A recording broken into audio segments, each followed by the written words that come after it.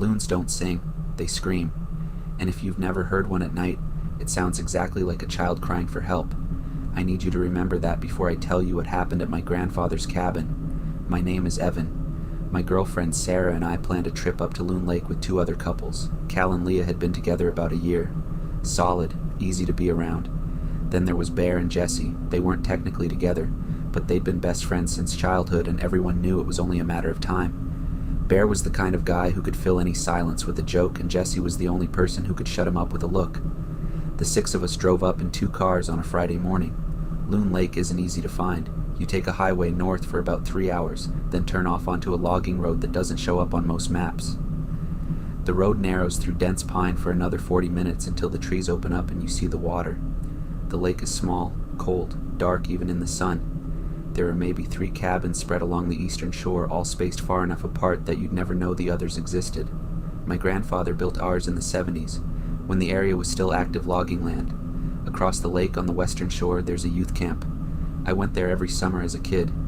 It shut down when I was about 12 and sat empty for years.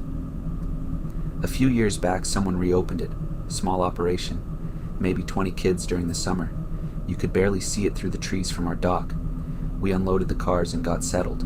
The cabin had 2 bedrooms upstairs and a pull-out couch in the living room. Sarah and I took one room. Cal and Leah took the other. Bear and Jesse got the couch, which Bear complained about for exactly 10 seconds before Jesse told him to shut up, and he did. The first afternoon was everything you'd want. We swam. We drank.